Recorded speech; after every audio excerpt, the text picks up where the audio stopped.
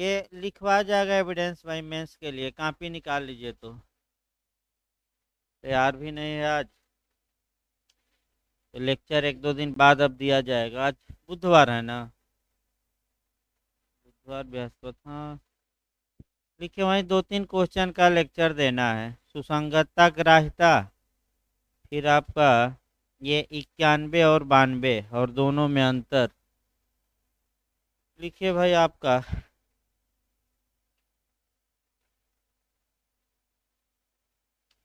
प्रश्न बनाइए। तो आपका पहला जो प्रश्न बनता है आपका,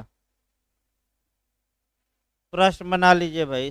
शुरुआती दौर से अब लिखवाया जा रहा है, उधर लास्ट में लिखवाया गया है ज्यादा। देखिए, साक्ष्य को परिभाषित करते हुए इसके प्रकारों का उल्लेख करिए।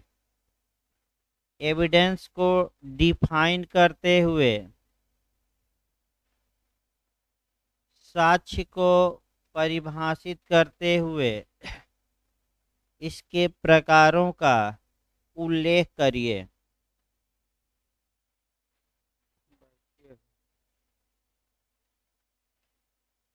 प्रश्न है आपका, साक्ष्य को परिभाषित करते हुए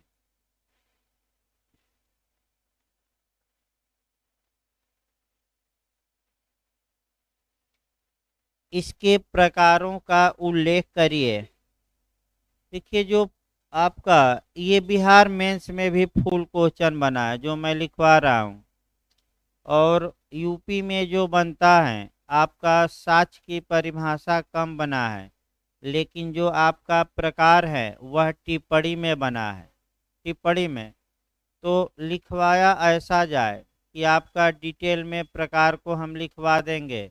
अगर टिप्पणी में पूछे तो उसको अलग करके वो लिख देना है। माने इतना लिखवाया जाए कि अगर साक्ष्य के जो 8 प्रकार हैं वह अलग अलग भी पूछे तो आपका 1 से 1.5 पेज में समाहित हो जाए, इतना लिखवाया जाए। अगर एविडेंस के प्रकार अलग से पूछे तो अलग से वो लिखवाएंगे हम नहीं, इसी में साक्ष्य के प्रकार लिखवाएंगे और केवल उतना ही भाग आपको क्या करना है, लिख देना है। जैसे कि ज़्यादातर क्वेश्चन बनता है परिस्थिति जन साक्ष्य, तो परिस्थिति जन साक्ष्य के बारे में हम इसी में लिखवा देंगे। या मौखिक साक्ष्य क्या होता है, मौखिक और दस्तावेजी में अंतर बताइए।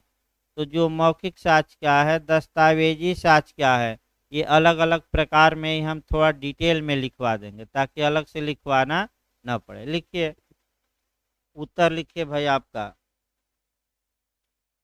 अंग्रेजी भाषा का शब्द एविडेंस, अंग्रेजी भाषा का शब्द एविडेंस लैटिन के, अंग्रेजी भाषा का शब्द एविडेंस लैटिन के एविडियरी, एविडियरी शब्द से बना है। एविडियरी, एविडियरी शब्द से बना है, जिसका अर्थ होता है, जिसका अर्थ होता है स्पष्ट पता लगाना या निश्चित करना,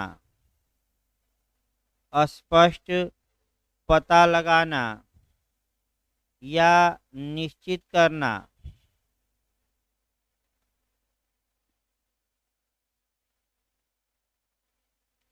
पैराग्राफ चेंज करके लिखिए, विद्वानों द्वारा, हेडिंग डाल लीजिएगा, विद्वानों द्वारा दी गई साक्ष्य की परिभाषा। हेडिंग डाल लीजिएगा, यूपी में आप हेडिंग डाल सकते हैं और अंडरलाइन भी कर सकते हैं, कोई दिक्कत नहीं है। बिहार में केवल आपका अंडरलाइन करने पर रोक है। लिखिए, विद्वानों द्वारा दी गई साक्ष्य की परिभाषा। पैराग्राफ चेंज करके लिखिए, सामंड के अनुसार। पिछले इसके पहले वाले एपीओ में जब 17 पद आया था तो ये परिभाषा आपका पूछी गई थी प्री में भी, सामंड की। लिखिए, सामंड के अनुसार, पैराग्राफ चेंज करके लिखिएगा, कोई भी तथ्य जिसमें प्रमाणकारी बल हो कोई भी तथ्य जिसमें प्रमाणकारी बल हो साक्ष्य कहलाता है।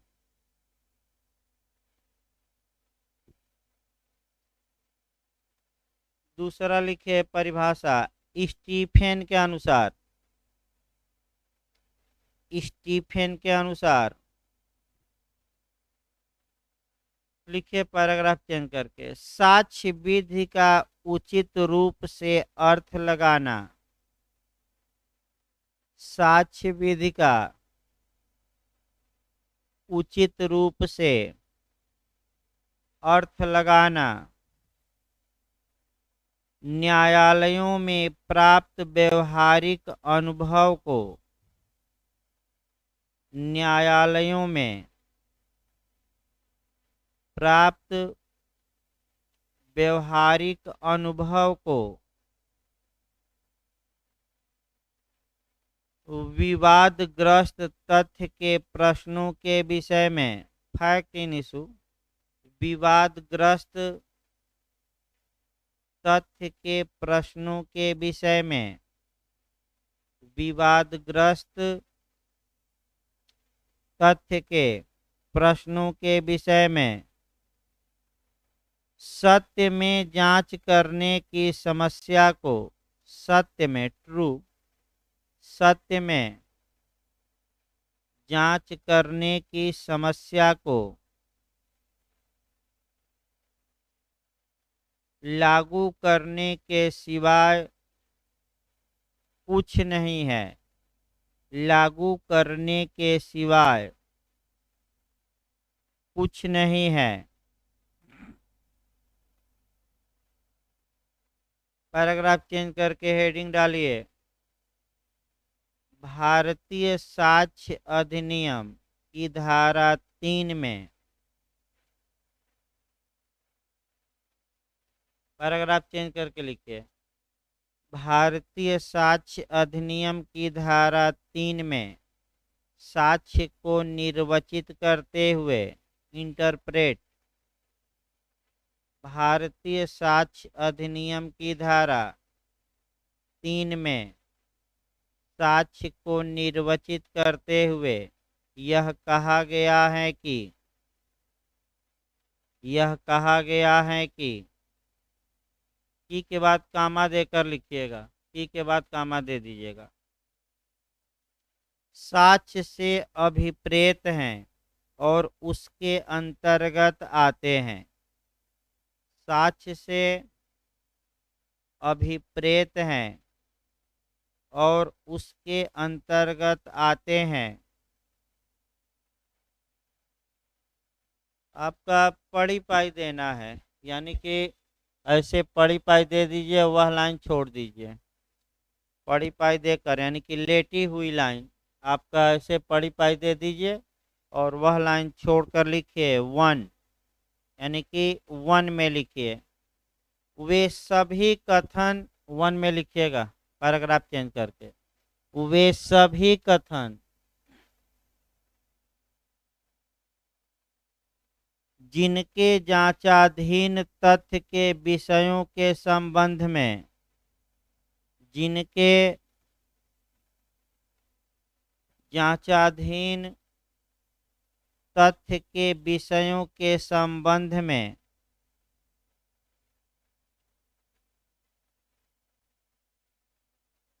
न्यायालय अपने सामने, न्यायालय अपने सामने, यानी कि समक्ष, न्यायालय अपने समक्ष, क्या सामने एक ही कोई शब्द लिखिएगा, साक्षियों द्वारा किए जाने की अनुज्ञा देता है,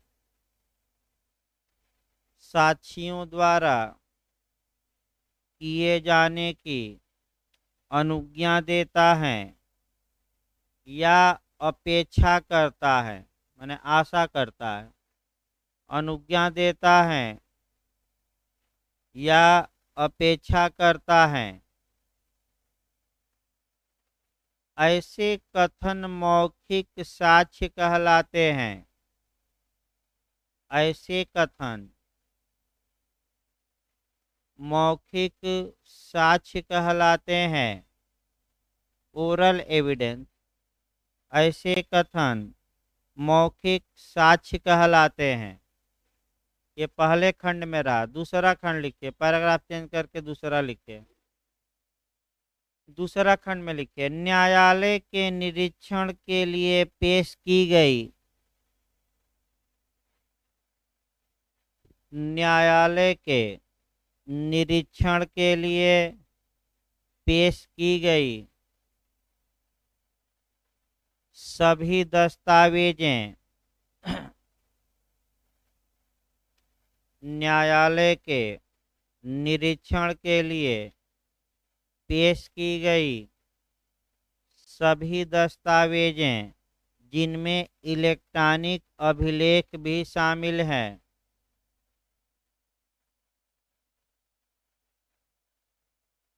जिनमें इलेक्ट्रॉनिक अभिलेख भी शामिल है। कामा देकर इसी में लिखिएगा, ऐसी दस्तावेजें दस्तावेजी साक्ष्य कहलाती हैं। ऐसी दस्तावेजें दस्तावेजी साक्ष्य कहलाती हैं।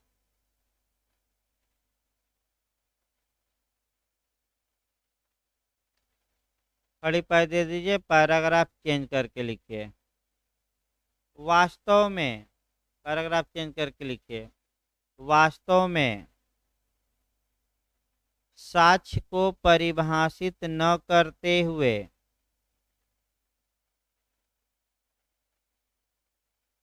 वास्तव में साक्ष्य को परिभाषित न करते हुए इसे दो भागों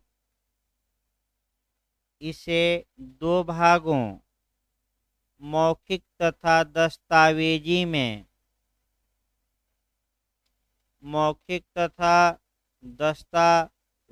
में विभाजित कर दिया गया है। मौखिक तथा दस्तावेजी में विभाजित कर दिया गया है।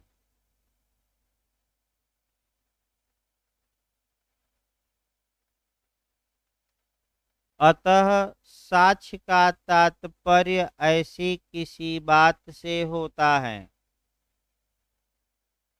अतः साक्ष्य का तात्पर्य ऐसी किसी बात से होता है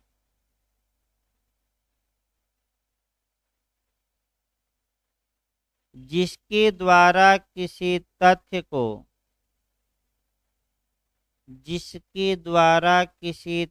को साबित या ना साबित किया जाता है। जिसके द्वारा किसी तथ्य को, यानी कि फैक्ट को, जिसके द्वारा किसी तथ्य को साबित या ना साबित किया जाता है।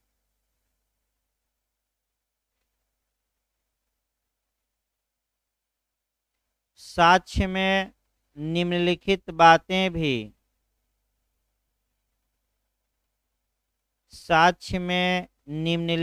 बातें भी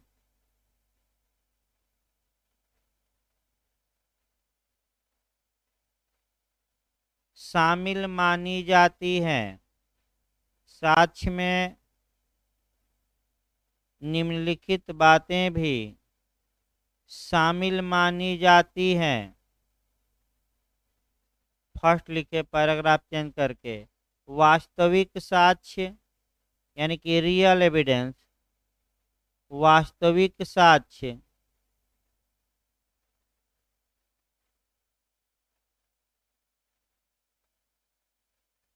सेकंड लिखिए, पक्षकारों द्वारा की गई स्वीकृतियां यानी कि एडमिशन, पक्षकारों द्वारा की गई स्वीकृतियां। थर्ड लिखिए, न्यायालय द्वारा किया गया स्थानीय निरीक्षण, न्यायालय द्वारा किया गया स्थानीय निरीक्षण,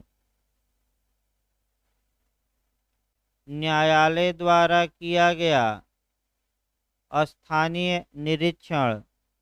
फोर्थ लिखिए शिनाख्त की कार्यवाही, आइडेंटिफिकेशन परेड जिसे कहा जाता है, शिनाख्त की कार्यवाही।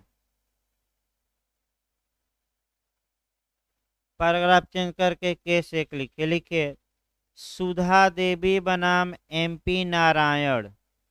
प्री में भी एक केस आ चुका है। सुधा देवी बनाम MP नारायण।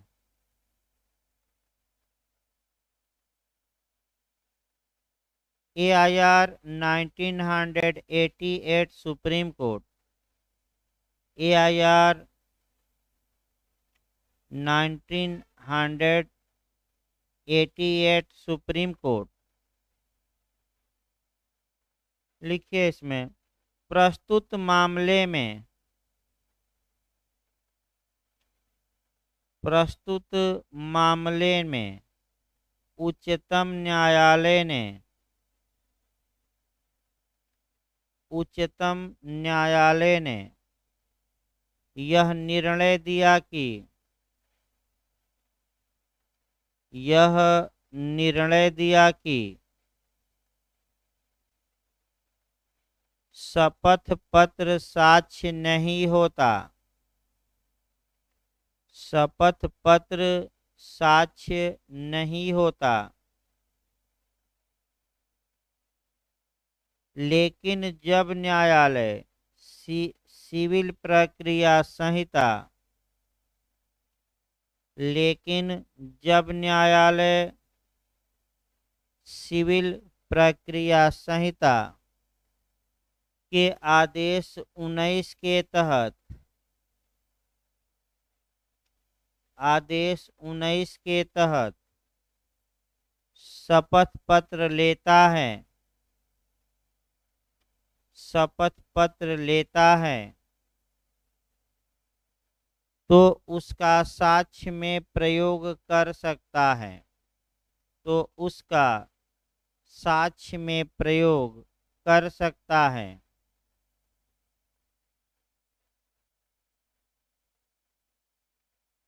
हेडिंग डालिए आपका काइंड्स ऑफ एविडेंस, यानी कि साक्ष्य के प्रकार,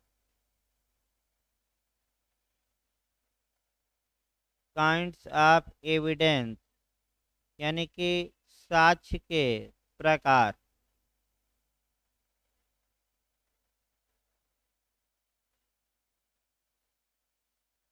नहीं, शपथ पत्र पर नहीं मान, जो शपथ पत्र होता है एफिडेविट, उसे एविडेंस नहीं माना जाता, लेकिन न्यायालय चाहे तो मान सकता है, उसके विवेक पर छोड़ दिया गया है। अगला लिखिए भाई काइंड्स ऑफ एविडेंस यानी कि साक्ष्य के प्रकार। लिखिए एक लाइन पहले, भारतीय साक्ष्य अधिनियम के तहत साक्ष्य के केवल 2 प्रकार होते हैं, मौखिक तथा दस्तावेजी। भारतीय साक्ष्य अधिनियम के तहत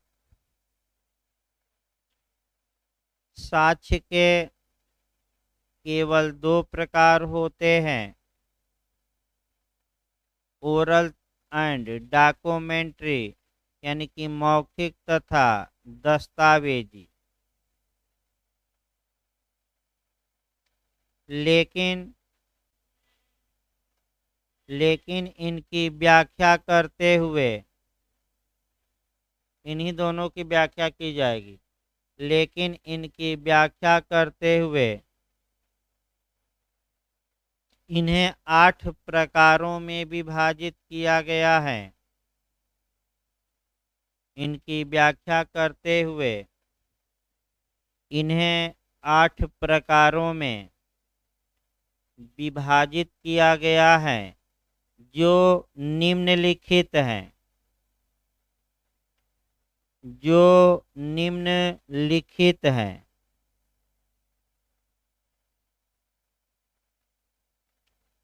पहला लिखे आपका ओरल एविडेंस या मौखिक साक्ष्य। ओरल एविडेंस या मौखिक साक्ष्य।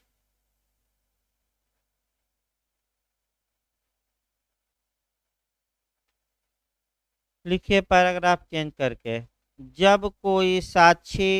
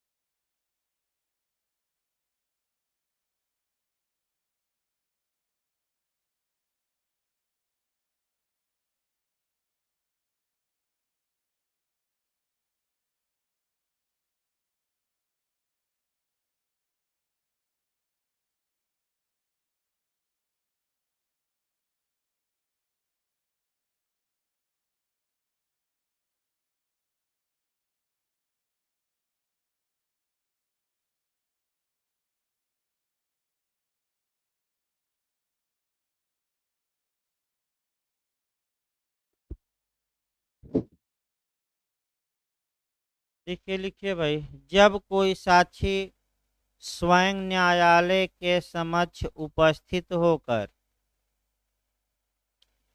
जब कोई साक्षी स्वयं न्यायालय के समक्ष उपस्थित होकर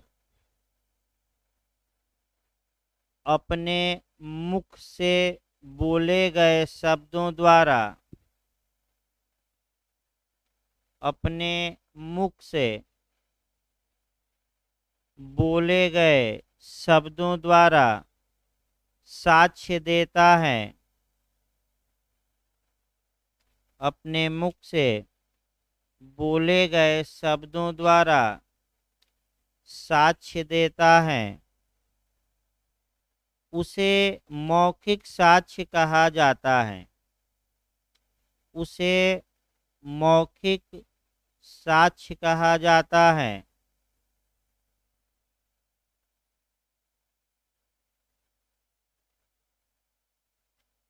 भारतीय साक्ष्य अधिनियम की धारा 3 के अनुसार,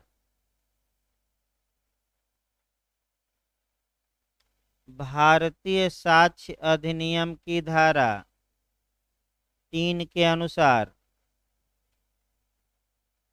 वे सभी कथन जिनके, वे सभी कथन जिनके, कामा दीजिए, जांचाधीन तथ्य के विषयों के संबंध में, वे सभी कथन जिनके, कामा देना है, जांचाधीन तथ्य के विषयों के संबंध में न्यायालय अपने सामने साक्षियों द्वारा, न्यायालय अपने सामने साक्षियों द्वारा किए जाने की अनुज्ञा देता है, किए जाने की अनुज्ञा देता है, माने परमिशन देता है, कामा दीजिए, या अपेक्षा करता है, या अपेक्षा करता है, कामा दीजिए, ऐसे कथन मौखिक साक्ष्य कहलाते हैं। ऐसे कथन मौखिक साक्ष्य कहलाते हैं।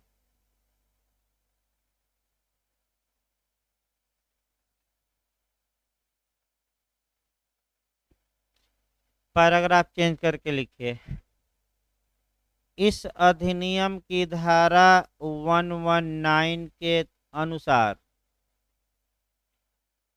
इस अधिनियम की धारा 119 के अनुसार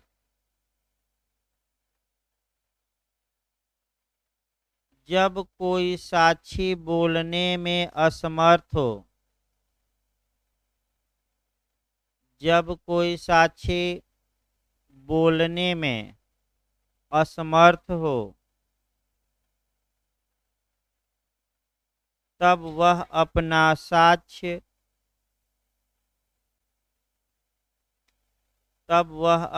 साक्ष्य संकेतों द्वारा या चिन्हों द्वारा तब वह अपना साक्ष्य संकेतों द्वारा, कामा दीजिए, चिन्हों द्वारा, चिन्ह बनाकर, चिन्हों द्वारा या लिखकर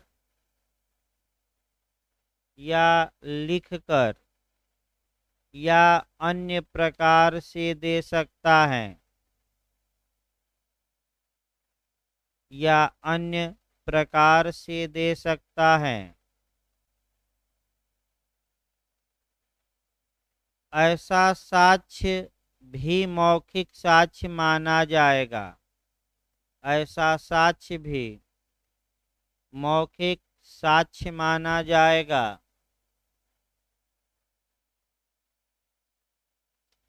ऐसा साक्ष्य भी मौखिक साक्ष्य माना जाएगा।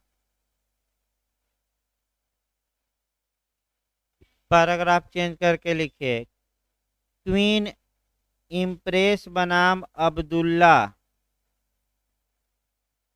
Queen impress versus Abdullah case लिखना है। क्वीन इम्प्रेस बनाम अब्दुल्ला 1885 इलाहाबाद हाई कोर्ट, 1885 का ये केस है, इलाहाबाद हाई कोर्ट का केस है। लिखिए, कुल 4 जज थे, पोस्ट में लिख लीजिए 4 जज थे, कुल 4 जज थे। 3-1 से निर्णय आया, मैंने 3 बहुमत में थे और 1 क्या था, अल्पमत में। 3-1 से निर्णय आया। मुख्य न्यायाधीश पैथरम, लिखते रहे पोस्ट में, मुख्य न्यायाधीश पैथरम थे और अल्पमत में निर्णय दिए जस्टिस महमूद। माइनॉरिटी में फैसला दिए जस्टिस महमूद। पोस्ट में ये सब लिखिएगा।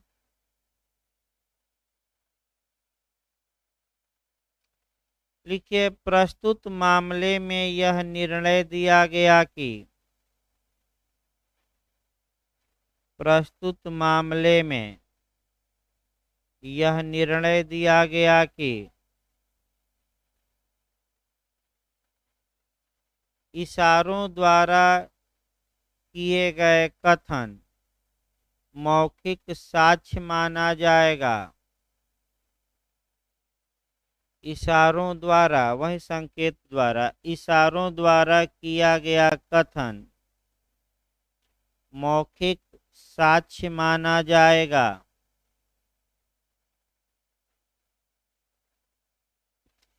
ये पहला प्रकार आपका साक्ष्य का हुआ। कम से कम 1-1.5 पेज में आ जाना चाहिए भाई, 1 से 1.5 पेज में आ जाए। टिप्पणी में आता है, पूछा भी गया है यूपी में, जे में, एपीओ में।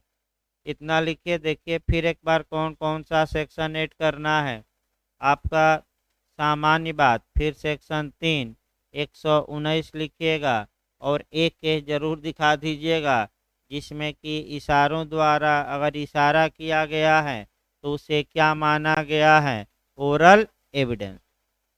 अगला दूसरा प्रकार लिखिए साक्ष्य के, प्रत्यक्ष साक्ष्य। हाँ नहीं, दूसरा प्रकार है, पहला प्रकार तो मौखिक हुआ ना। हाँ, प्रकार नंबर 2 अब आ जाइए, काइंट्स 2। दूसरा प्रकार लिखिए साक्ष्य का, प्रत्यक्ष साक्ष्य या डायरेक्ट एविडेंस कहते हैं। प्रत्यक्ष साक्ष्य या निश्चायक साक्ष्य, आबलिक आबलिक करके लिख लीजिए, निश्चायक साक्ष्य।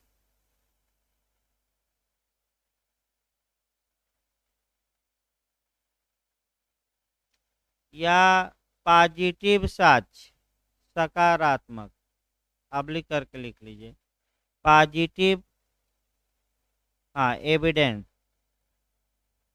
देखिए, प्रत्यक्ष को डायरेक्ट कहते हैं, निश्चय को कंक्लूसिव कहते हैं, और आपका ये पॉजिटिव को सकारात्मक कहते हैं। तो अगर चाहे प्रत्यक्ष आए, निश्चय का आए, सकारात्मक आए, ये तीनों एक ही शब्द हैं। लिखिए आपका, किसी मामले से संबंधित, किसी मामले से संबंधित घटना को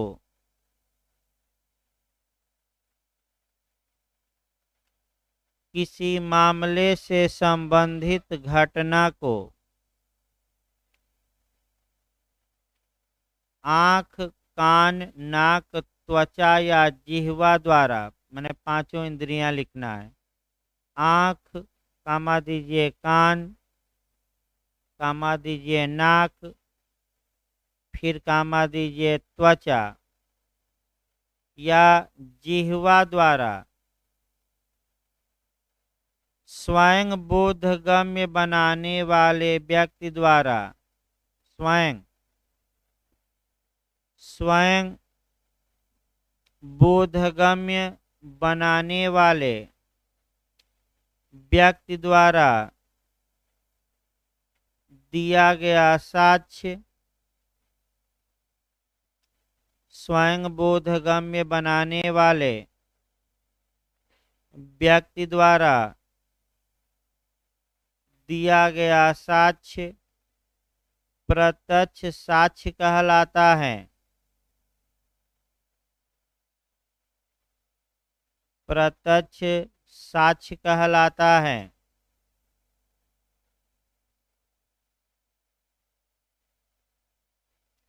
यह किसी साक्ष्य, खड़ी पैर देकर लिखिएगा फुल स्टॉप देने के बाद, यह किसी साक्षी द्वारा,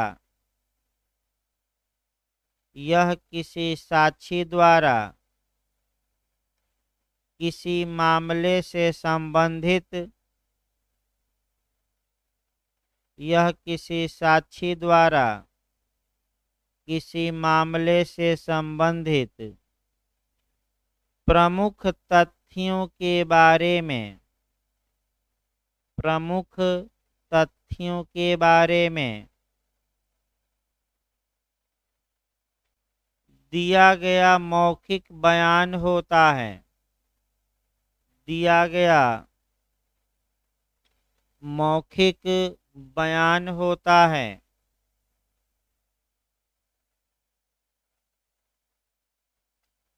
दिया गया मौखिक बयान होता है। पैराग्राफ चेंज करके लिखिएगा अब। भारतीय साक्ष्य अधिनियम की धारा 60 के अनुसार, 60, भारतीय साक्ष्य अधिनियम की धारा 60 में ऐसे लिखिएगा, भारतीय साक्ष्य अधिनियम की धारा 60 में प्रत्यक्ष साक्ष्य का सिद्धांत समाहित करते हुए, प्रत्यक्ष साक्ष्य का सिद्धांत समाहित करते हुए यह कहा गया है कि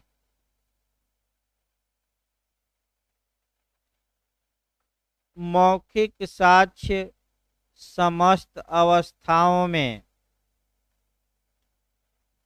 मौखिक साक्ष्य समस्त अवस्थाओं में, चाहे वे कैसी भी हो, चाहे वे कैसी भी हो, कामा दीजिएगा, प्रत्यक्ष ही होगा,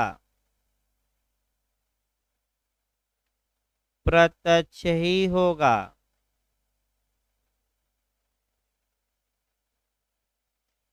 लेकिन यह विधि का पूर्ण नियम नहीं है। लेकिन यह विधि का पूर्ण नियम नहीं है।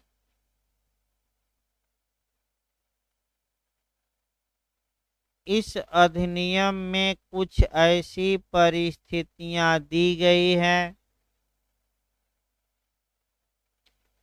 इस अधिनियम में कुछ ऐसी परिस्थितियां दी गई हैं जहां मौखिक साक्ष्य लिखिएगा, जहां मौखिक साक्ष्य अप्रत्यक्ष हो सकता है, जहां मौखिक साक्ष्य अप्रत्यक्ष हो सकता है।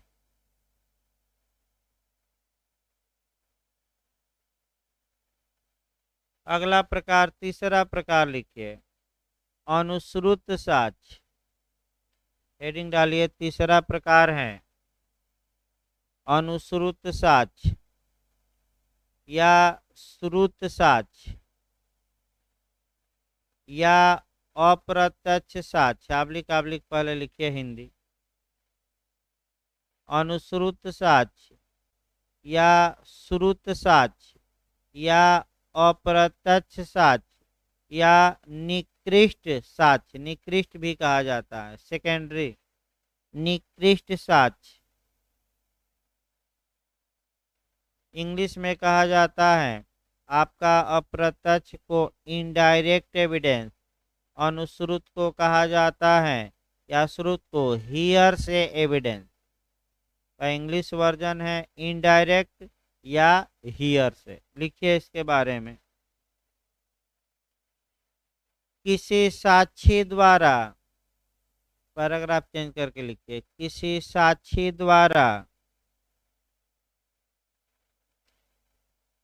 किसी दूसरे व्यक्ति की सूचना, किसी साक्षी द्वारा किसी दूसरे व्यक्ति की सूचना या दूसरे व्यक्ति के माध्यम से प्राप्त जानकारी या दूसरे व्यक्ति के माध्यम से प्राप्त जानकारी के आधार पर, प्राप्त जानकारी के आधार पर दिया जाने वाला साक्ष्य, दिया जाने वाला मौखिक जोड़ लीजिएगा, दिया जाने वाला मौखिक साक्ष्य, दिया जाने वाला मौखिक साक्ष्य अनुश्रुत साक्ष्य कहलाता है। अनुश्रुत साक्ष्य कहलाता है।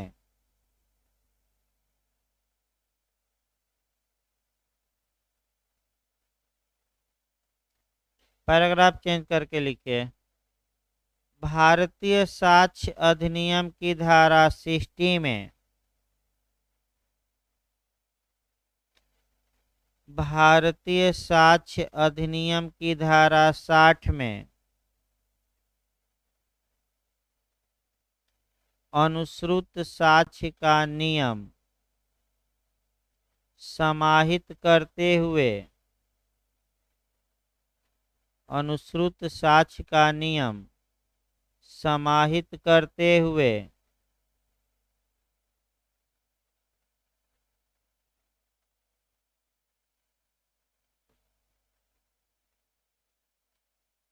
फिर एक बार, अनुश्रुत साक्ष्य का नियम करते हुए नहीं सही रहेगा, समाहित है लिखिए भाई। अनुश्रुत साक्ष्य का नियम समाहित है। हाँ, हाँ? नहीं नहीं, नियम फिर कॉन्सेप्ट न गड़बड़वाइए, फिर एक बार देखिए नियम, तब लिखवाया जाएगा। अनुश्रुत साक्ष्य का नियम ही यही है कि अनुश्रुत साक्ष्य साक्ष्य में विसंगत एवं अग्राह्य होता है। तो परंतु कहाँ चला जाएगा, परंतु तो अपवाद में आएगा ना। फिर एक बार समझिए इस कंसेप्ट को। हियर से एविडेंस का आपका रूल ही ये है कि हियर से एविडेंस को एडमिट यानी कि स्वीकार नहीं किया जाएगा और यह रेलेवेंट भी नहीं होगा। वो अलग बात है कि धारा 60 के परंतुक में इस नियम का क्या है, अपवाद। तो कंसेप्ट भाई थोड़ा क्लियर रखिए, मैं फिर बता दूं, इसीलिए इस शब्द को चेंज किया जा रहा है। फिर एक बार वाक्य बोलिए तो।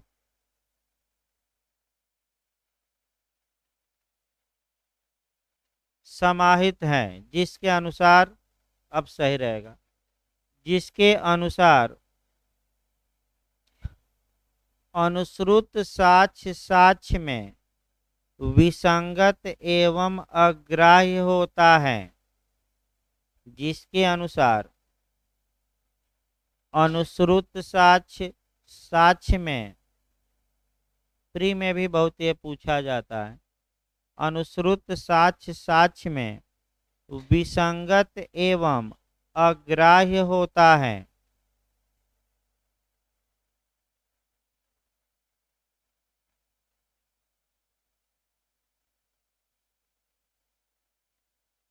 इसका कारण यह है कि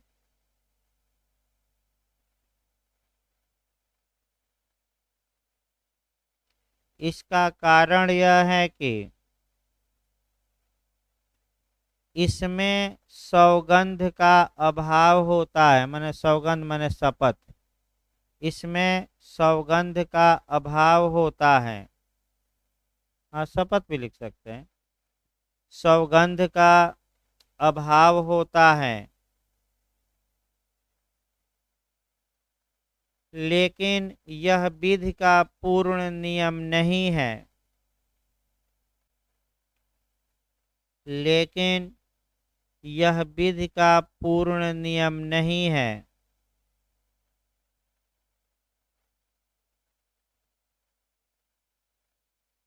कुछ परिस्थितियों में अनुश्रुत साक्ष्य को,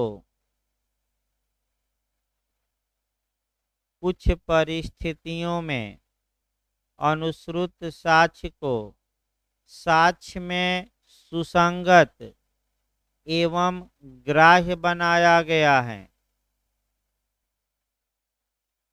कुछ परिस्थितियों में अनुश्रुत साक्ष्य को साक्ष्य में सुसंगत एवं ग्राह्य बनाया गया है। जैसे जैसे लिखिए, दो तीन उदाहरण यहाँ दीजिएगा। धारा 60 के दोनों परंतुकों में कही गई बातें, धारा 60 के दोनों परंतुकों में कही गई बातें। फिर कामा दीजिए, रेह जेष्टे, ये भी भाई अनुश्रुत साक्षी हैं। रेह जेष्टे, कामा दीजिए, स्वीकृतियां तथा संस्वीकृतियां, स्वीकृतियां तथा संस्वीकृतियां माने एडमिशन एंड कन्फेशन इत्यादि। 32 लिखिए, लिखिए धारा 32 में दिए गए आठों क्लास, धारा 32 में दिए गए आठों क्लास। और लिख लीजिए, कामा दीजिए, लेखा बहियों की प्रविष्टियां, अकाउंट में जो एंट्री की जाती हैं। हाँ, 34 35 दोनों धाराएं हैं, एक प्राइवेट एक सरकारी। लेखा बही में की गई प्रविष्टियां, फिर कामा दीजिए, पूर्वतन न्यायिक कार्यवाही में दिया गया साक्ष्य, 37 है धारा। पूर्वतन न्यायिक कार्यवाही में दिया गया साक्ष्य, ये एविडेंस की धारा 33 में आएगा।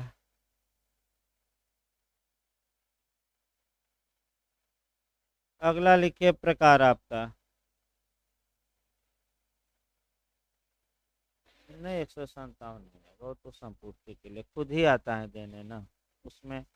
अगला लिखिए प्रकार भाई आपका, चौथा प्रकार लिखिए रियल एविडेंस। चौथा प्रकार लिखिए रियल एविडेंस या वास्तविक साक्ष्य।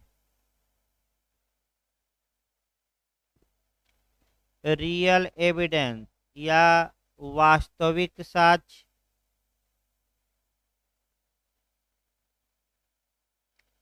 या भौतिक साक्ष्य, फिजिकल एविडेंस। आबलिक आबलिक करके लिखिए दो तीन नाम। आबलिक फिजिकल एविडेंस यानी कि हिंदी में कहेंगे भौतिक साक्ष्य। आबलिक वस्तु साक्ष्य, वस्तु, वस्तु भी कहा जाता है, वस्तु साक्ष्य। ऑब्जेक्ट एविडेंस इंग्लिश में कहते हैं ऑब्जेक्ट एविडेंस।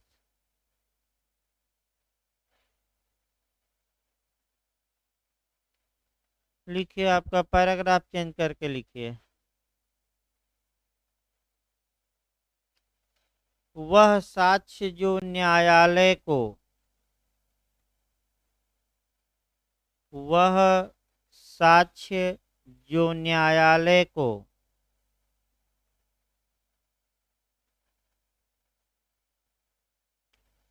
प्रत्यक्ष रूप से संबोधित किया जाए, वह साक्ष्य जो न्यायालय को प्रत्यक्ष रूप से संबोधित किया जाए, अर्थात न्यायालय या जूरी की ज्ञानेंद्रियों को संबोधित किया जाए, अर्थात न्यायालय या जूरी, जूरी व्यवस्था होती थी पहले, न्यायालय या जूरी की ज्ञानेंद्रियों को संबोधित किया जाए, संबोधित किया जाए, वास्तविक साक्ष्य कहा जाता है, वास्तविक साक्ष्य कहा जाता है।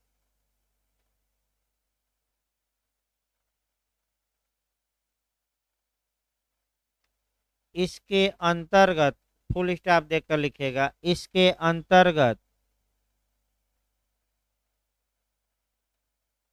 भौतिक पदार्थों को साक्ष्य के रूप में पेश किया जाता है। इसके अंतर्गत भौतिक पदार्थों को साक्ष्य के रूप में पेश किया जाता है।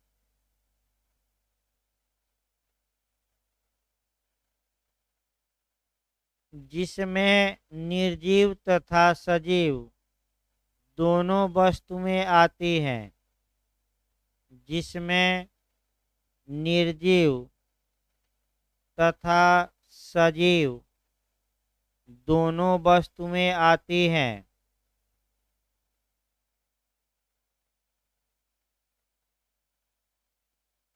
इंग्लैंड में इसे तृतीय श्रेणी का साक्ष्य माना गया है। इंग्लैंड में इसे तृतीय श्रेणी का साक्ष्य माना गया है।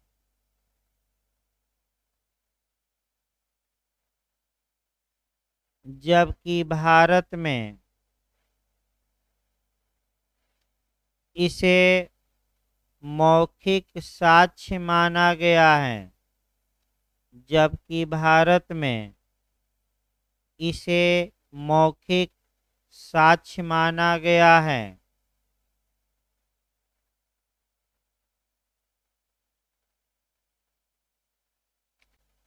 भारतीय साक्ष्य अधिनियम की धारा 60 के द्वितीय परंतुक में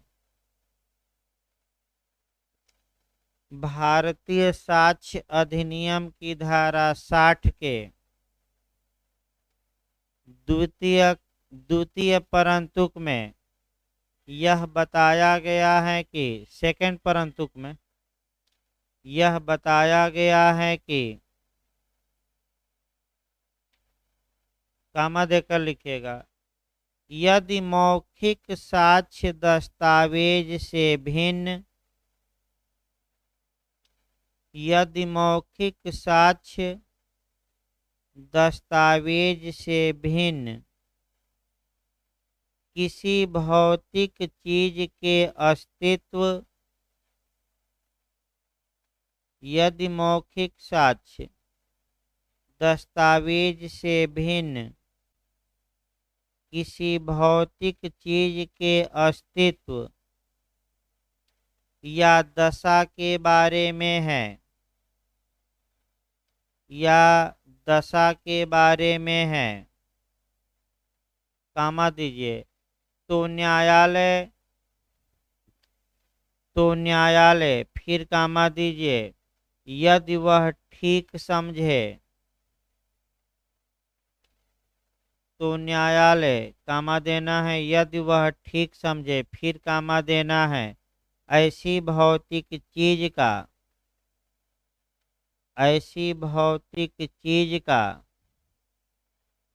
अपने निरीक्षण के लिए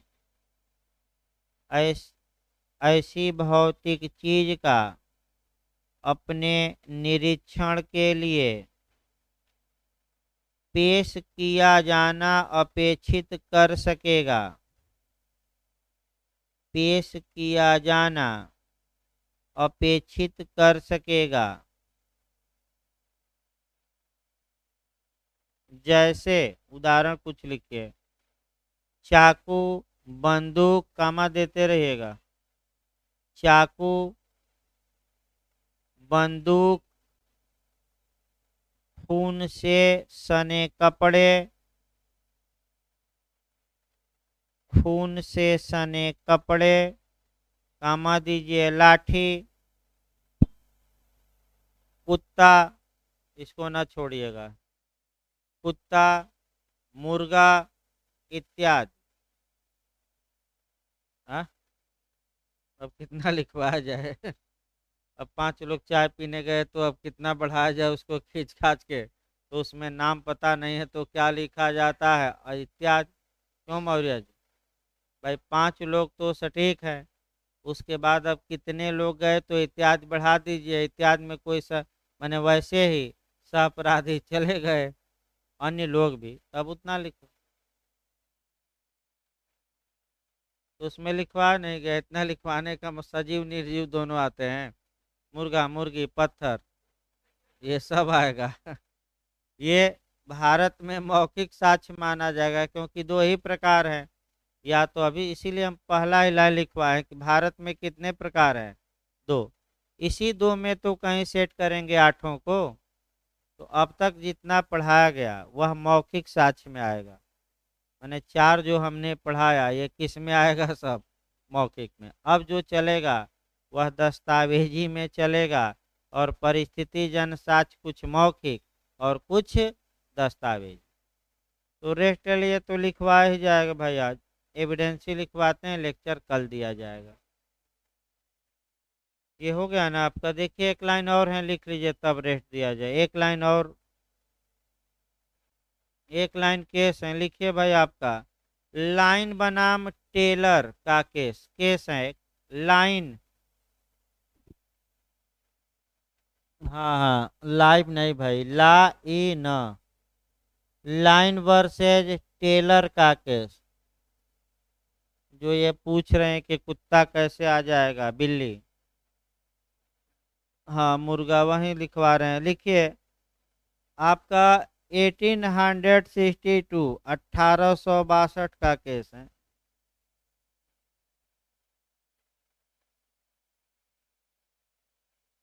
देखिए प्रस्तुतवाद में एक कुत्ते की प्रकृति जानने के लिए, प्रस्तुतवाद में एक कुत्ते की प्रकृति जानने के लिए उस कुत्ते को स्वयं न्यायालय में पेश किया गया। उस कुत्ते को स्वयं न्यायालय में पेश किया गया। इसे वास्तविक साक्ष्य माना गया, रियल एविडेंस, या वस्तु साक्ष्य भी हम कहते हैं। इसे वास्तविक साक्ष्य माना गया, यानी कि रियल एविडेंस। तो अभी एविडेंस सेकंड पीरियड में भी लिखवाया जाएगा। लेक्चर आपका कल दिया जाएगा। पुलिस एक्ट का आज रोका जाए। कुछ चीज़ें आपका, कुछ क्वेश्चन, ये अलग अलग भी क्वेश्चन बनता है, अलग अलग भी आपको तैयार रखना है। ये नहीं कि आपका ये अलग अलग टिप्पणी में बनता है। तो रेस्ट 15 मिनट का ब्रेक रहेगा, फिर क्लास चलेगा भाई आपका।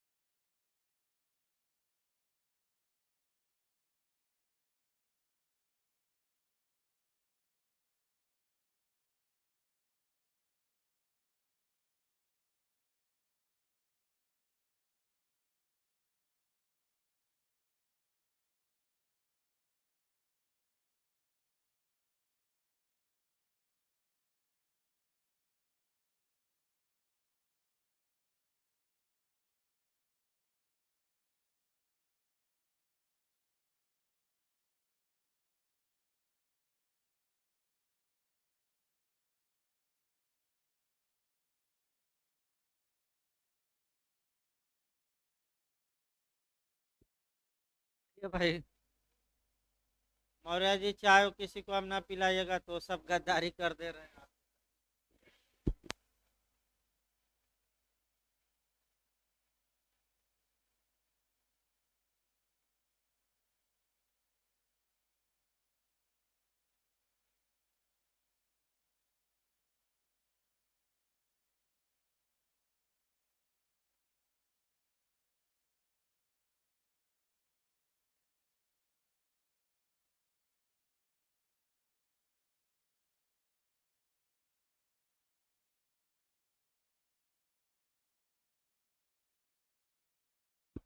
आगे चलिए भाई।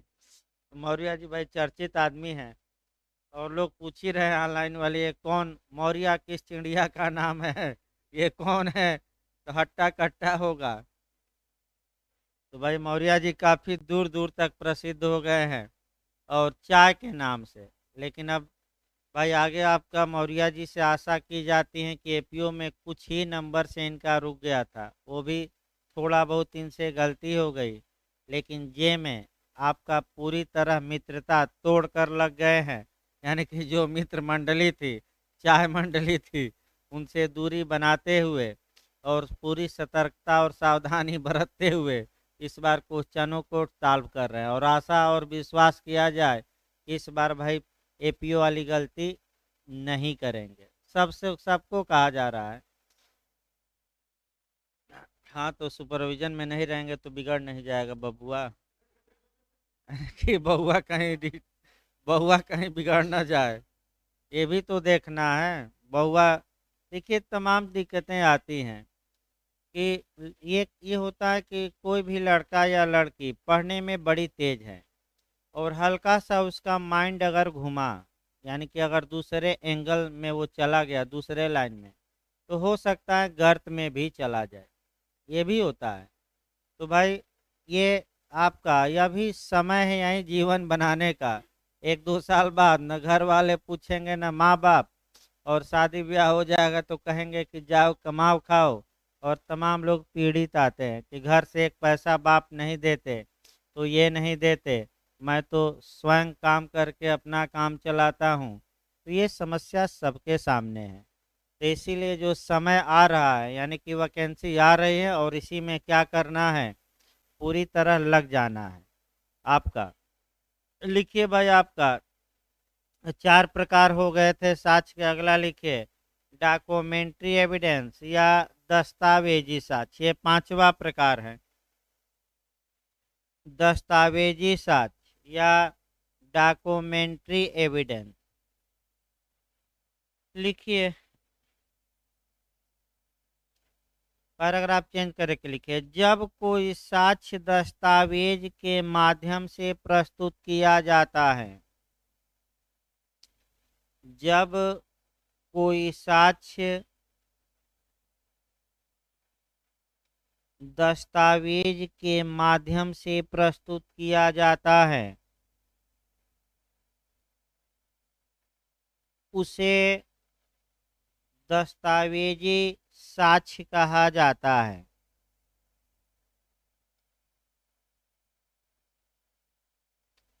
उसे दस्तावेजी साक्ष्य कहा जाता है।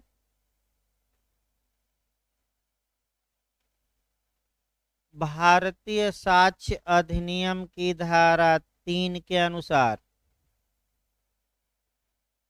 भारतीय साक्ष्य अधिनियम की धारा 3 के अनुसार, कामा देकर लिखिएगा, न्यायालय के निरीक्षण के लिए,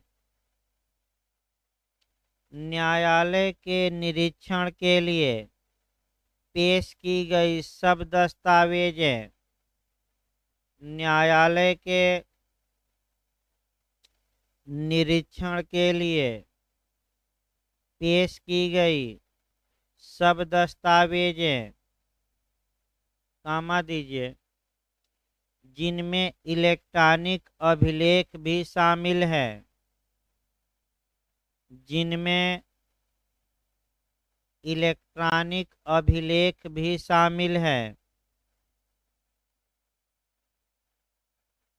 फिर कामा दीजिए, ऐसी दस्तावेजें दस्तावेजी साक्ष्य कहलाती है।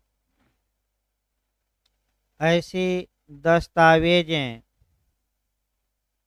दस्तावेजी साक्ष्य कहलाती हैं।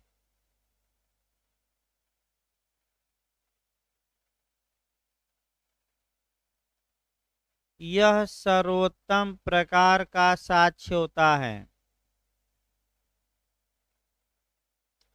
यह बेस्ट एविडेंस, यह सर्वोत्तम प्रकार का साक्ष्य होता है, क्योंकि इसमें मौखिक साक्ष्य को अपवर्जित करने की क्योंकि क्योंकि इसमें मौखिक साक्ष्य को अपवर्जित करने की क्षमता होती है।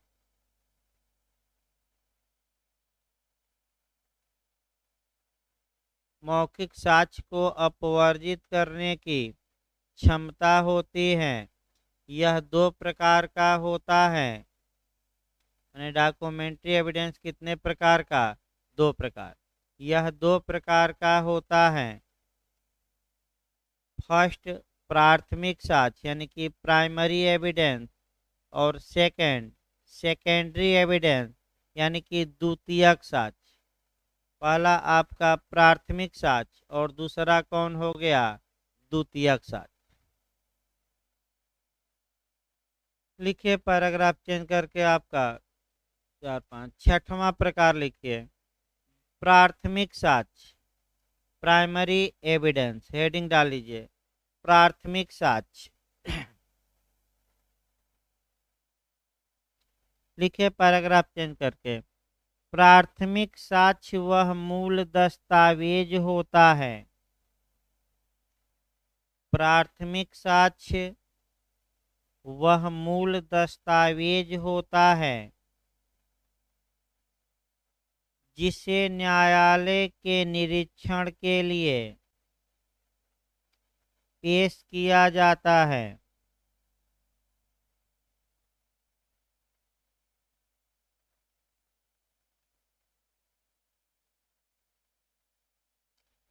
पेश किया जाता है। यह सर्वोत्तम प्रकार का साक्ष्य होता है।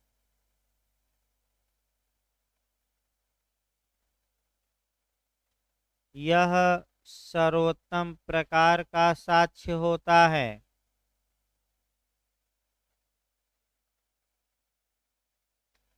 क्योंकि यह प्रश्नगत तथ्य को क्योंकि यह प्रश्नगत तथ्य को सर्वाधिक निश्चितता प्रदान करता है। यह प्रश्नगत तथ्य को सर्वाधिक निश्चितता प्रदान करता है।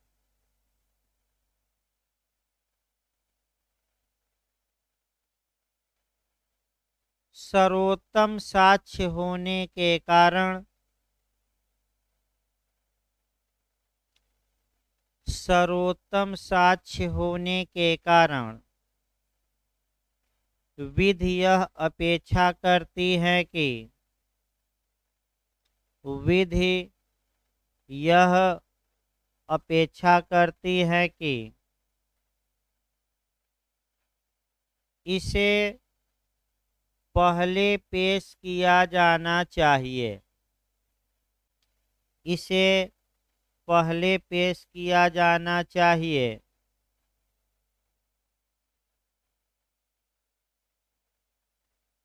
प्राथमिक साक्ष्य की परिभाषा। प्राथमिक साक्ष्य की परिभाषा भारतीय साक्ष्य अधिनियम की धारा 62 में दी गई है। भारतीय साक्ष्य अधिनियम की धारा 62 में दी गई है। जबकि धारा 64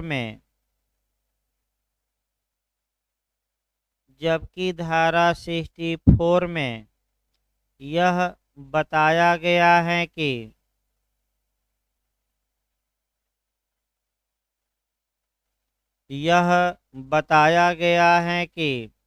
जहाँ तक संभव हो किसी दस्तावेज की अंतर्वस्तु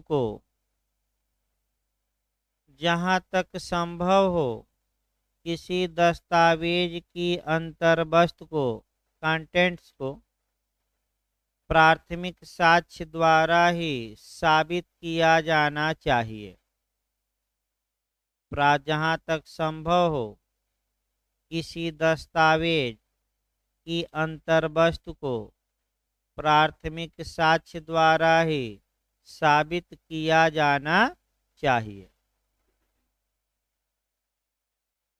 अगला लिखिए आपका प्रकार द्वितीयक साक्ष्य, सेकेंडरी एविडेंस या निकृष्ट साक्ष्य या सहायक साक्ष्य। द्वितीयक साक्ष्य यानी कि सेकेंडरी एविडेंस या निकृष्ट साक्ष्य या सहायक साक्ष्य या गौण साक्ष्य कहते हैं। सेकेंडरी का मतलब हुआ गौण। लिखिए आपका पैराग्राफ चेंज करके लिखिए। प्राथमिक साक्ष्य के अभाव में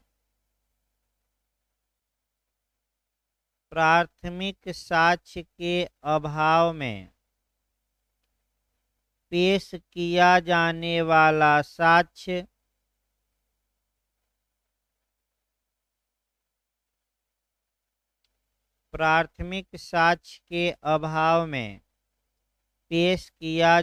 वाला साक्ष्य द्वितीयक साक्ष्य कहलाता है।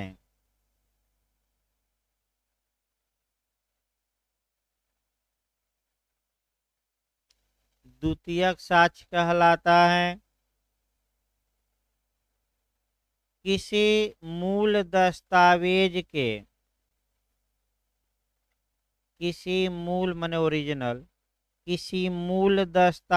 के नष्ट हो जाने,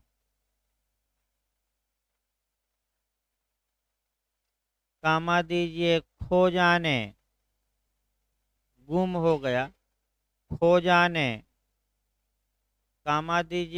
अति दूरवर्ती स्थान पर होने, अति दूरवर्ती स्थान पर होने इत्यादि कारणों से, और भी कारण है, इत्यादि कारणों से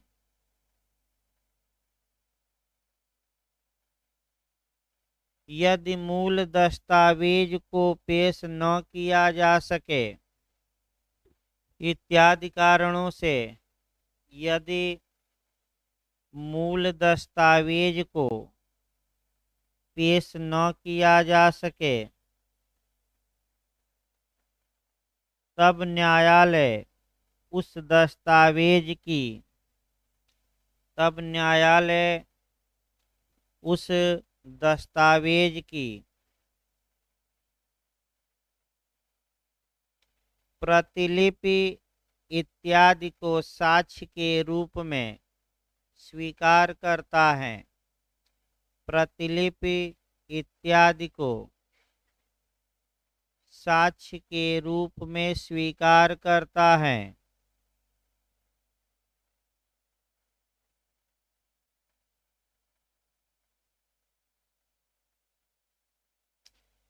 भारतीय साक्ष्य अधिनियम की धारा 63 में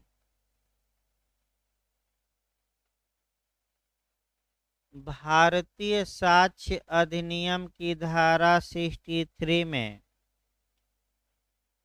5 प्रकार के साक्ष्य को 5 प्रकार के साक्ष्य को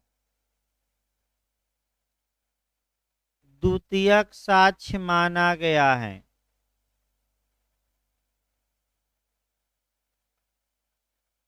द्वितीयक साक्ष्य माना गया है।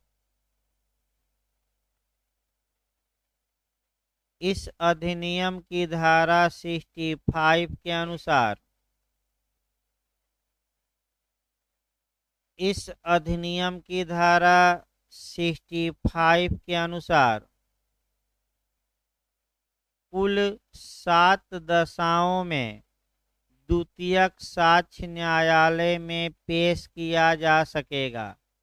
कुल 7 दशाओं में द्वितीयक साक्ष्य न्यायालय में पेश किया जा सकेगा।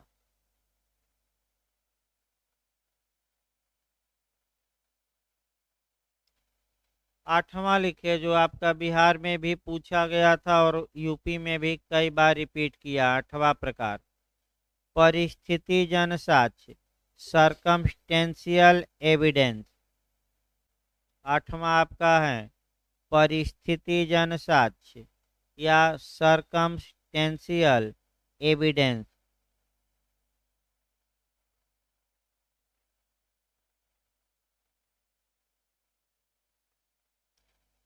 लिखिए आपका जो साक्ष्य सीधे, पैराग्राफ चेंज करके लिखिए, जो साक्ष्य सीधे किसी विवादक तथ्य को साबित नहीं करते, जो साक्ष्य सीधे किसी विवादक तथ्य को साबित नहीं करते बल्कि परिस्थितियों द्वारा यह प्रकट करते हैं कि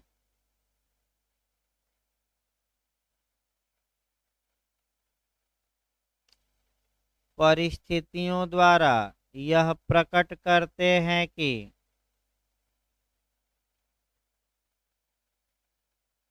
विवादक तथ्य का अस्तित्व है या अस्तित्व नहीं है। विवादक तथ्य का अस्तित्व है या अस्तित्व नहीं है, उन्हें परिस्थितिजन साक्ष्य कहा जाता है। उन्हें परिस्थितिजन साक्ष्य कहा जाता है।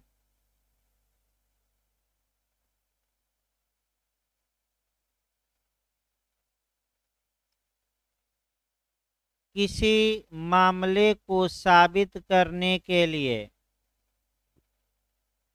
किसी मामले को साबित करने के लिए इसका सहारा तभी लिया जाता है, किसी मामले को साबित करने के लिए इसका सहारा तभी लिया जाता है जब उस मामले में प्रत्यक्ष साक्ष्य का अभाव हो। जब उस मामले में प्रत्यक्ष साक्ष्य का अभाव हो, माने कोई घटना देखा नहीं हो, प्रत्यक्ष साक्ष्य का अभाव हो। पैराग्राफ चेंज करके लिखिए, पैराग्राफ चेंज कर लीजिए। शरद विरधि चंद्र शारदा, केस लिखिए। Sharad Virdhi Chandra Sharda versus state of Maharashtra, AIR 1984, supreme court. Sharad Virdhi Chandra Sharda बनाम महाराष्ट्र राज्य, AIR 1984, सुप्रीम कोर्ट के वाद में परिस्थिति जन साक्ष्य के विषय में परिस्थिति जन साक्ष्य के विषय में पंचशील का सिद्धांत यानी कि 5 गोल्डन रूल या गोल्डन प्रिंसिपल, 5 स्वर्णिम नियम भी कह सकते हैं, 5 गोल्डन रूल। वाक्य बोलिए तो थोड़ा एक बार। सिद्धांत प्रतिपादित करते हुए इसके निम्नलिखित आवश्यक तत्व बताए गए। तुरंत आवश्यक तत्व में आ जाइए। इसके निम्नलिखित आवश्यक तत्व बताए गए। फर्स्ट सेकंड करके लिखिएगा। फर्स्ट लिखिए, वे परिस्थितियां जिनसे निष्कर्ष निकाला जा रहा है। फर्स्ट में लिखिएगा, वे परिस्थितियां जिनसे निष्कर्ष निकाला जा रहा है पूर्ण रूप से स्थापित होनी चाहिए। वे परिस्थितियां जिनसे निष्कर्ष निकाला जा रहा है पूर्ण रूप से स्थापित होनी चाहिए। कामा दीजिए, सेकंड लिखिए, इस प्रकार स्थापित समस्त परिस्थितियां।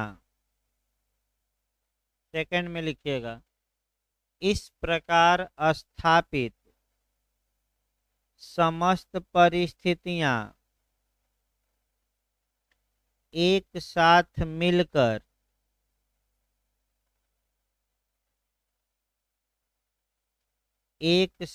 मिलकर केवल अभियुक्त के अपराध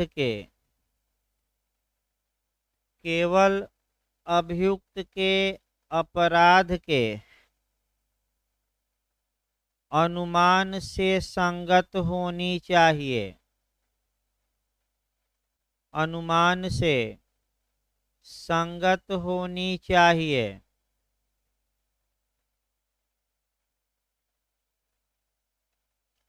थर्ड लिखिए, तीसरा, थर्ड, परिस्थितियों की प्रकृति एवं प्रवृत्ति यानी कि नेचर एंड टेंडेंसी।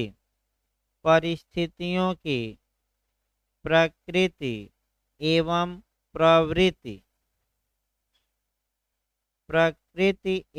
प्रवृत्ति निश्चायक होनी चाहिए। निश्चायक माने अकाट्य। परिस्थितियों की प्रकृति एवं प्रवृत्ति निश्चायक होनी चाहिए, यानी कि नहीं कि दो परिस्थितियां निकल जाए, दो आपका अनुमान नहीं। चौथा लिखिए, परिस्थितियों को नैतिक निश्चितता के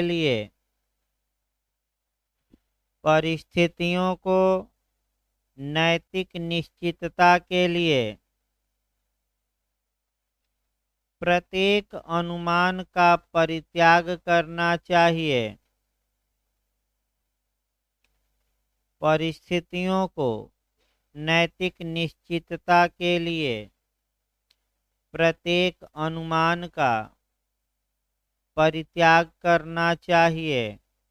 कामा दीजिए, केवल उनको छोड़कर जिनको प्रमाणित करना है। केवल उनको छोड़कर जिनको प्रमाणित करना है। चार बातें तो भाई हर हाल में ये एसेंशियल एलिमेंट है, लिखना ही होगा।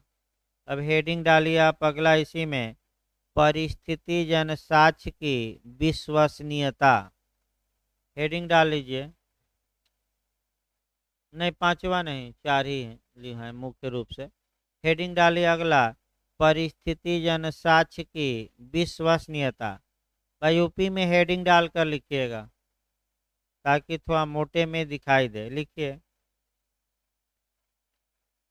परिस्थिति जन साक्ष्य की विश्वसनीयता, क्यों विश्वास किया जाए। लिखिए इसकी विश्वसनीयता, इसकी विश्वसनीयता विद्वान पाबी द्वारा, विद्वान पाबी नाम है, विद्वान पाबी द्वारा कहे गए इस कथन पर आधारित है कि, विद्वान पाबी द्वारा कहे गए इस कथन पर आधारित है कि, की के बाद कामा देकर लिखिएगा। साक्षी झूठ बोल सकता है किंतु परिस्थितियां नहीं। साक्षी झूठ बोल सकता है, माने विटनेस झूठ बोल सकता है, साक्षी झूठ बोल सकता है लेकिन परिस्थितियां नहीं। पर अगर आप चेंज करके केस 2 लिखिए, पहला केस लिखिए बलविंदर सिंह बनाम पंजाब राज्य। बलविंदर हाँ बल बल है बलविंदर सिंह बनाम पंजाब राज्य के बाद में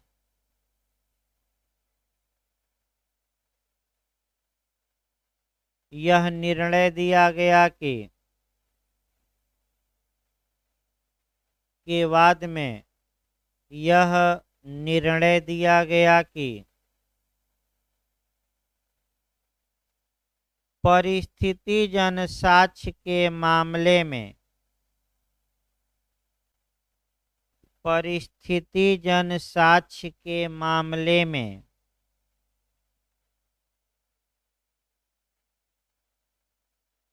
वे परिस्थितियां जिनसे दोष का निष्कर्ष निकाला जाना चाहिए,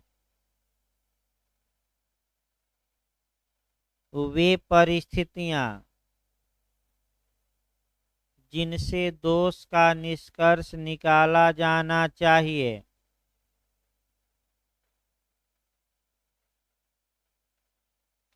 और उन परिस्थितियों को अपराध से, और उन परिस्थितियों को अपराध से संबद्ध करने के लिए,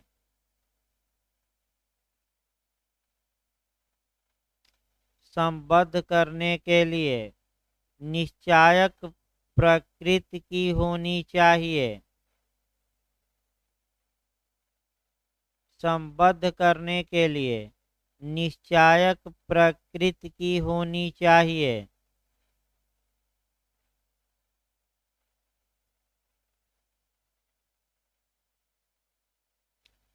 तथा घटना के जंजीर की कड़ी,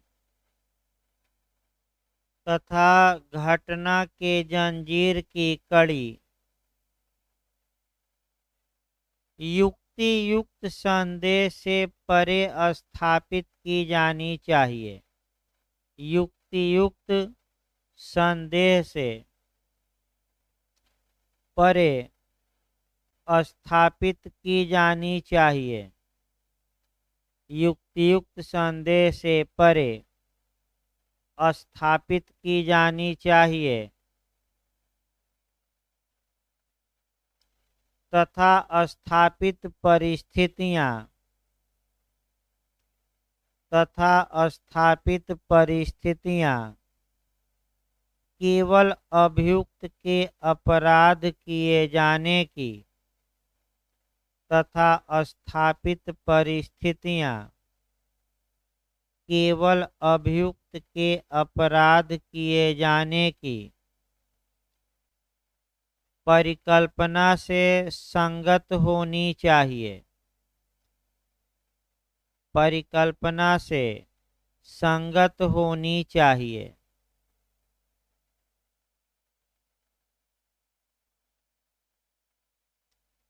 अगला केस लिखिए धनंजय चटर्जी बनाम पश्चिम बंगाल राज्य। धनंजय चटर्जी बनाम पश्चिम बंगाल राज्य के मामले में, पश्चिम बंगाल राज्य वेस्ट बंगाल, धनंजय चटर्जी बनाम पश्चिम बंगाल राज्य के मामले में उच्चतम न्यायालय ने यह निर्णय दिया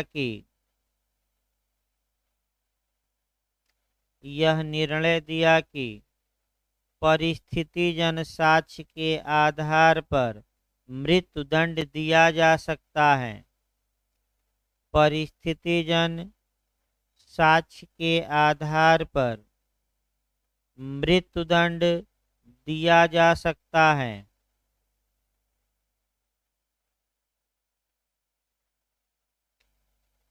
लास्ट में लिखिए, हेडिंग डालिए, परिस्थितिजन्य साक्ष्य की कमजोरियां या कमी क्या है। हेडिंग डालिए, परिस्थितिजन्य साक्ष्य की कमजोरियां, यानी कि वीकनेस इसमें क्या है।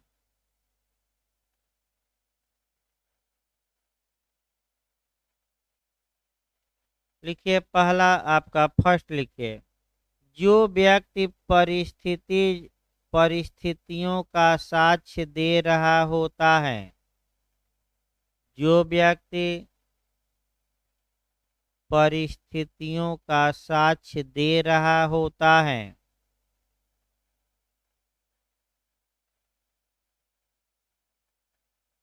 उसने घटना स्वयं देखी नहीं होती।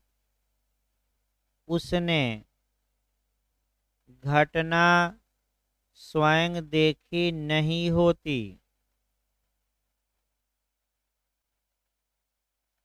अतः उसके द्वारा झूठ बोलने की संभावना अधिक होती है। अतः उसके द्वारा झूठ बोलने की संभावना अधिक होती है। सेकंड कमजोरी लिखिए, कमी क्या है, सेकंड में लिखिए, चूंकि परिस्थितिजन्य साक्ष्य के आधार पर, चूंकि परिस्थितिजन्य साक्ष्य के आधार पर केवल अनुमान लगाया जाता है,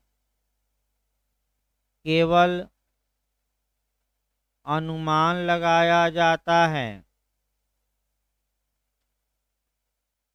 तथा यह अनुमान गलत भी हो सकता है, तथा यह अनुमान गलत भी हो सकता है।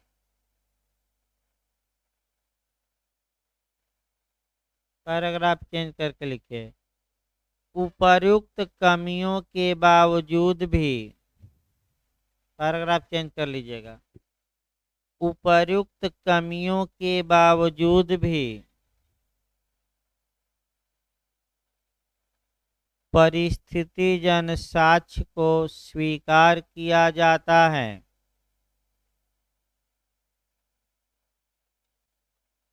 परिस्थितिजन्य साक्ष्य को स्वीकार किया जाता है तथा इसके आधार पर दोष सिद्धि करना वैध माना जाता है, तथा इसके आधार पर दोष सिद्धि करना कन्विक्ट दोष सिद्धि करना वैध माना जाता है। लगभग सभी बातें आ गई, परिभाषा आ गई, आवश्यकता आ गया, आपका स्वीकारता के आधार आ गए, और अंत में कुछ आलोचना कि क्या कमी है। तो आपका भाई कल अब क्लास चलेगा, ये आपका चैप्टर इधर समाप्त हुआ। इसमें से आपका क्वेश्चन बनता है, सभी भाई मेंस के लिए तैयार रखिए, कई बार बना है, बिहार में भी बना था ये क्वेश्चन। अगला क्लास कल चलेगा भाई आपका।